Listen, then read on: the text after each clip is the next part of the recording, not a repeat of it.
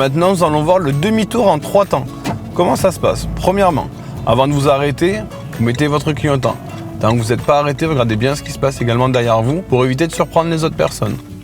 Nous contrôlons notre rétro intérieur pour voir s'il n'y a personne. Parce que chose importante, nous ne sommes pas prioritaires lorsque l'on fait une manœuvre.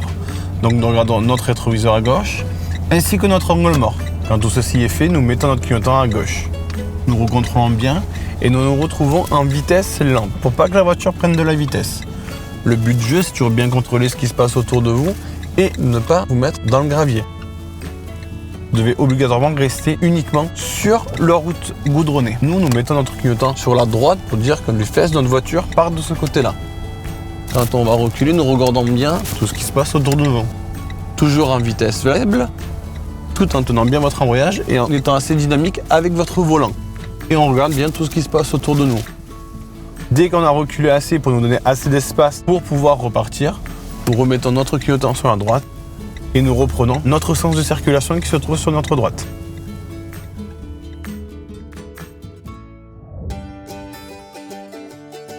On va faire une marche arrière et une droite. On regarde ce qui se passe autour de nous, on met notre clignotant à droite et on contrôle bien ce qui se passe derrière nous parce qu'on va devoir s'arrêter. On va passer notre marche arrière. À partir de là, pour regarder ce qui se passe derrière nous, vous devez poser votre main sur le haut de votre volant et vous aider, si vous le souhaitez, du tableau de bord. En posant vos doigts dessus, ça vous permettra de bloquer votre volant. Et ensuite, nous pouvons reculer tout doucement en tenant assez bas votre point de patinage. Vous pouvez vous aider, je dis bien uniquement vous aider, pas que les regarder, vos rétroviseurs extérieurs, pour voir si vous êtes toujours bien aligné.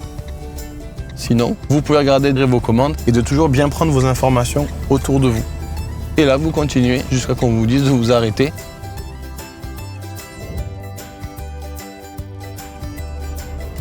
Nous allons voir maintenant le stationnement en créneau. On contrôle pour voir s'il n'y a personne, clignotant à droite. On regarde bien ce qui se passe derrière nous grâce à notre rétroviseur. Et nous allons nous arrêter à côté de la voiture qui nous précède par rapport à notre stationnement. Pour vous aider à stationner au mieux, on a des points de repère qui pourront vous aider. On recule tout doucement. Quand le dossier de la banquette arrière arrive au premier feu de la voiture qui est stationnée, vous braquez vos roues à fond. Aidez-vous bien de ce qui se passe autour de vous pour voir s'il n'y a pas d'autres usagers.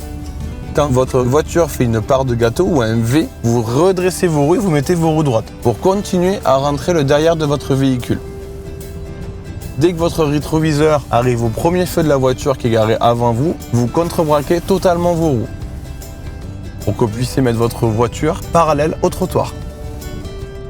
Dès qu'il y a une voiture, on s'arrête et ensuite on reprend notre stationnement tranquillement. L'idéal, c'est de reculer jusqu'à ce que votre capot soit droit. Dès que votre capot est droit, c'est à partir de ce moment-là que vous devez mettre vos roues droites. N'hésitez pas, si vous le souhaitez, à mettre votre voiture au point mort et à ouvrir la portière pour voir si vous faites bien partie dans votre place de parking. Dès que votre stationnement est terminé, il vous suffit juste de tirer votre frein à main. Tant que vous n'avez pas mis votre frein à main, vous pouvez continuer à vous reprendre autant de fois que vous voulez.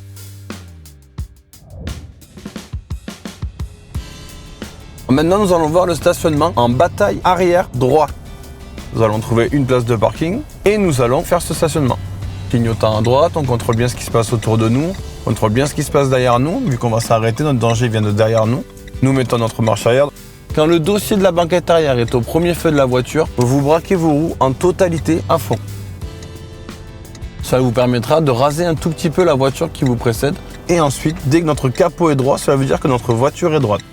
Nous allons redresser nos roues. À partir de là, on va pouvoir savoir si oui ou non nous sommes bien dans notre place. Nous allons vérifier. Nous ne sommes pas bien dans notre place. On va se reprendre. Ces places de parking sont alignées les unes aux autres, donc je peux me fier à la place de devant pour me reprendre et finir mon stationnement tranquillement. N'oubliez pas, le jour du permis, vous pouvez vous reprendre autant de fois que vous voulez, tant que vous le faites en sécurité.